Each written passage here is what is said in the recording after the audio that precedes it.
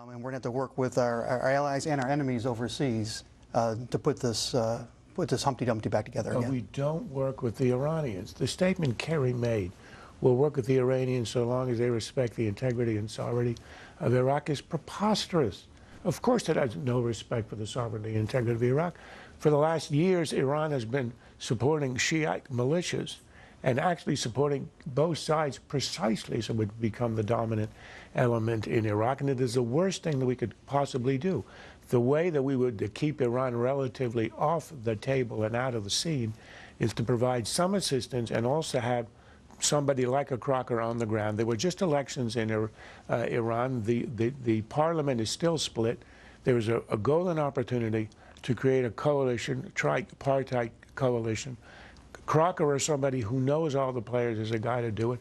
If Obama will allow himself to have people of great competence and stature involve themselves in conducting foreign policy other than running it himself in the presence of, let's say, people who don't exactly have the stature of a Henry Kissinger. This was not the best weekend to go to Palm Springs and go golfing. And the White House said, don't worry, he's being regularly briefed by Susan Rice. Yeah, that was really reassuring. Yeah. It's highly, and he gave a speech yesterday on climate change. Iraq is falling apart. Thousands of Americans in the green zone who could be in jeopardy. Evacuations are starting, about 1,000 are leaving, and he's talking about climate change because it might raise sea levels in 50 years. I mean, it is urgent. An understanding, and we seem to have an understanding, and they don't seem to be the same. So are you going to provide the documents for Lois Lerner? Yes. That were subpoenaed? Yes. And how long will that take? I do not know. I know it's going to take us several weeks. You got to be kidding me. 13 months ago, we asked for these emails, and now suddenly they can't find them? How convenient. These things don't just disappear. They don't just fall off the end of the earth. They're out there. They just don't want us to have them. These guys are living on a different planet. They asked for this a year ago. It's now discovered that they are lost. I've seen quotes from computer experts who worked for decades at Microsoft who say that this can absolutely be found. And we already heard from one of the IRS officials a few months ago that all of this stuff is backed up. Now, the idea, here we have Nixon lost 18 minutes. Obama's now lost 2 years of email.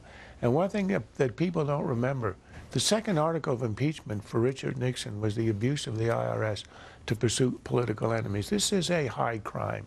This is not a triviality. When the president said there was a smidgen of corruption, this all had to do with a rogue operation in Cincinnati, we already know from a newly released email as a result of a Freedom of Information Act procedure that it was run from the Washington IRS and not a rogue operation out there. And now the question is, was the White House involved, political people involved? And these emails hold a secret, and all of a sudden we're asked to believe they have disappeared into thin air. Lerner at the time asked IRS IT professionals to restore her hard drive, but they were unable to do so. Nonetheless, the IRS has or will produce 24,000 emails from 2009 to 2011. I would say the urgency of restoring her emails is slightly higher today than it was in 2011. So I think they ought to try once again, bring in outside experts, people who are not Democrats or Republicans, who know computers, and turn them loose.